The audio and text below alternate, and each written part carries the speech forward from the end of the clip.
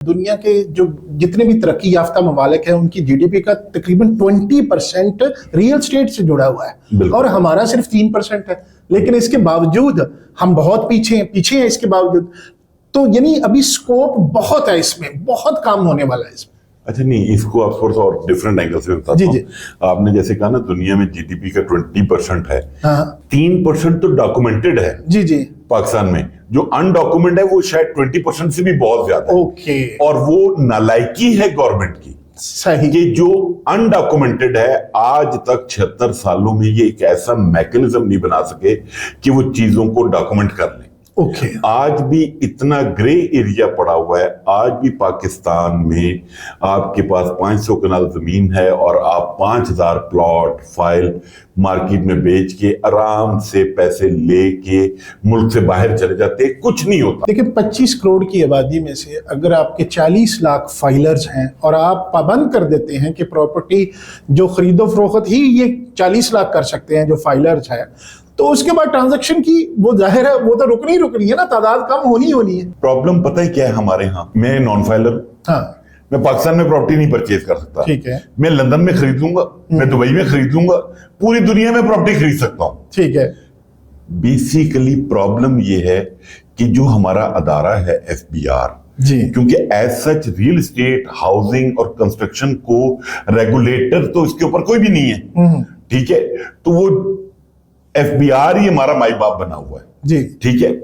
और वहां पे जो अरबाब इख्तियार बैठते हैं, जिस साहब के दिमाग में जो पॉलिसी आती है, जिस तरीके से वो फाइलर नेटवर्क बढ़ाना चाहते हैं, बेस बढ़ाना चाहते हैं, उसको वो इंप्लीमेंट करते हैं। वो ये समझते हैं कि आज हम नॉन फाइलर के ऊपर बैन लगाएंगे तो फाइलर बेस बढ़ जाएगी, उससे तो नंबर ऑफ ट्रांजैक्शन ही खत्म हो जाएगी, कम हो जाएगी। अच्छा मैं आपको एक चीज बताऊं, नहीं भाई, ये जो नंबर ऑफ ट्रांजैक्शन है ये गवर्नमेंट हमारी ब्यूरोक्रेसी भी चाहती है कि नंबर ऑफ ट्रांजैक्शन कम ही रहे। अच्छा ठीक है, नंबर ऑफ ट्रांजैक्शन वो मतलब गवर्नमेंट इसको कभी भी इनकरेज नहीं करती, स्पेशली जो प्रेजेंट रिजीम है ये समझती है कि नंबर ऑफ ट्रांजैक्शन, क्योंकि एक सोच पाई जाती है कि real estate is a dead investment.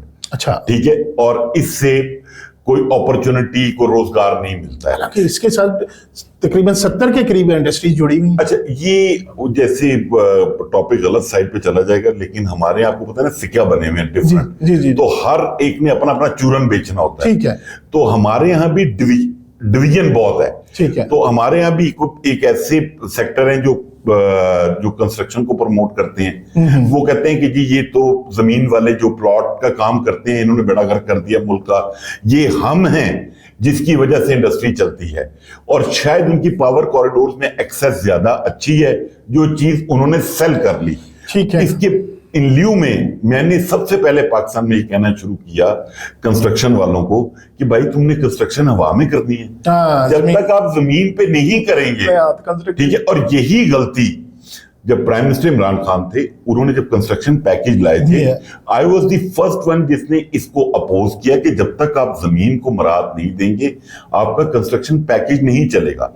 ये कोई अप्रैल की कोई डेट थी जब खान साहब ने दिया पैकेज, तो 2 माह कोई चीज नहीं आई। लेकिन जब बजट में आपने रियल एस्टेट को, लैंड को मराद दी, गेन टैक्स कम किया, टाइम पीरियड परसेंटेजेस कम की, तो उसका इम्पैक्ट पूरे पाकिस्तान में जब नजर आया। वो आम आदमी की तरफ कुछ थोड़ा सा उस तक भी पहुंचेगा रिलीफ, तो फिर ही बात बनेगी। बिल्कुल ठीक है। बात ये है कि दूसरी आप कहते हैं नॉन फाइलर, अभी हमारे चेयरमैन एफबीआर साहब है, वो एक नई थ्योरी लेकर आए कि हम पाकिस्तान में एलिजिबल और नॉन एलिजिबल लेकर आए। एक टर्म नई टर्म निकाली। वो तो शुक्र है कि कायमा कमेटी ने और सेनेट की स्टैंडिंग कमेटी ने उसको अपोज किया और वो चीज खत्म हो गई, वरना वो एक नया कियोस क्रिएट हो जाना था मुल्क में। तो बेसिकली जब तक हमारा अदारा एफबीआर तजर्बे करना बंद नहीं करेगा और अपने दिमाग से कम सोचे, और जो रियल स्टेक होल्डर्स हैं, ठीक है, جن کی زندگیاں گزر گئی ہیں اس کام میں، ان کے ساتھ بیٹھ کے کنسلٹیشن نہیں کرے گا تب تک اس کا پراپر وے آؤٹ نہیں نکلے گا۔ ٹاسک فورس میں آپ لوگوں کو شامل تو کیا ہے، پھر آپ کی تجاویز نہیں مانتے؟ نہیں، تجاویز تو ہم نے دی ہیں۔ بات یہ اتنا بولنے کے بعد آپ نے ٹاسک فورس میں شامل کر لیا، ہماری تجاویز لے لی، ٹھیک ہے، بٹ اب تجاویز کے بعد کا پھر ایک جو نیا سین ہے وہ یہ، میں نے ابھی 2 دن پہلے بھی ایک پروگرام کیا مہتاب حیدر صاحب کے ساتھ، آپ نے دیکھا ہوگا۔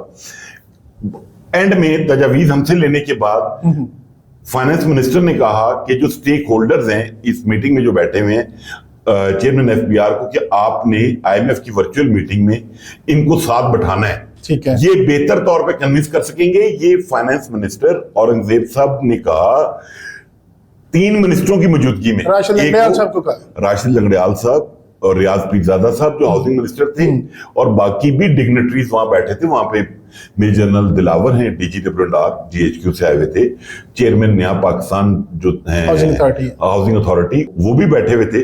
سب کی موجودگی میں کہ آپ نے ریل اسٹیٹ کو ساتھ لے کر چلنا ہے، بٹ ایٹ دی اینڈ ابھی جو پتہ چل رہا ہے وہ اگین دوبارہ کو 3 سرکاری ملازمین بیٹھیں گے جو آئی ایم ایف سے نیگوشیٹ کریں گے۔ میرا یہ ماننا ہے نہیں بھائی کہ جو مسئلہ میرا ہے نا وہ آپ نہیں بیان کر سکتے، بالکل ایسے ہی، ٹھیک ہے، اور جتنے بہتر طریقے سے اس کو میں ایکسپلین کروں گا وہ ایک سرکاری ملازم اس کی نیٹی گریٹی کو نہیں سمجھ سکتا۔ بلکہ آپ کے اس پوڈ کاسٹ کے حوالے سے میری ریکویسٹ ہوگی آئی ایم ایف کے ساتھ کہ پلیز یہ تو چلیں جو اب ہو رہا ہے، بٹ آنے والے ٹائم میں آپ ٹھیک ہے گورنمنٹ آفیشلز کے ساتھ نیگوسیشنز کریں، بات چیت کریں، ریئل اسٹیک ہولڈر کے ساتھ بھی بیٹھیں، آپ ہر سیکٹر جس سیکٹر کو ٹھیک کرنا چاہتے ہیں جو آپ سمجھتے ہیں، کیونکہ ایک چیز میں یہ کلیئرٹی کے ساتھ کہنا چاہتا ہوں، میں کبھی آئی ایم ایف کے خلاف نہیں ہوں، کبھی آئی ایم ایف کو غلط نہیں سمجھتا، ہماری اپنی غلطیاں ہیں، ہم نے اپنے غلطیوں سے نہ سیکھا ہے اور نہ سیکھنے کا ارادہ نظر آ رہا ہے۔ اب آئی ایم ایف کو یہ چاہیے کہ آئی ایم ایف اگر وہ سگریٹ والوں کے اوپر کوئی قدغن لگانا چاہ رہا ہے تو وہ سگریٹ کی انڈسٹری کے لوگوں کو بلائے، 5-10 لوگوں کو، ان کے ساتھ 1 گھنٹے 2 گھنٹے کا سیشن کر لے، کیونکہ شاید ان کو بہتر نالج مل جائے، انسٹیڈ کہ آپ کو ایک سرکاری ملازم جو فیڈ کرتا ہے وہ ڈیفرنٹ اینگل ہے۔ تو اسی طرح جو ریل اسٹیٹ والا ہے وہ شاید آپ کو بہتر گائیڈ کر سکے کہ جو ہمارے ساتھ ایف بی آر سلوک کرتا ہے وہ سلوک کو بھی اگر آپ مد نظر رکھیں کس طریقہ کا وہ سلوک ہے تو شاید اس کا بہتر وے آؤٹ نکل ہے۔ کیونکہ میرا نہیں خیال نہیں بھائی، اگر اس کی آپ پنجابی میں عام مثال لیں کہ آپ سے اگر میں پیسے ادھار لے رہا ہوں تو آپ کی کوشش ہوگی کہ آپ مجھے سپورٹ کریں، آپ کی یہ کوشش نہیں ہوگی کہ آپ مجھے ڈبو دیں۔ بالکل ایسے ہی تو آئی ایم ایف بھی تو آپ کو ادھار دے رہا ہے اور اسے ہم نے پیسے واپس لینے ہیں، تو وہ ایسی پالیسی امپوز نہیں کرنا چاہے گا جس سے کہ اس کے پیسے ہی ڈوب جائیں۔ بس صرف پرابلم کیا ہے، ہمارے بابو ان کو شاید بہتر پکچر پینٹ نہیں کرتے، شاید ان کے پاس خود بہتر نالج نہیں ہوتا، جس کی وجہ سے یہ پرابلمز ہوتے ہیں۔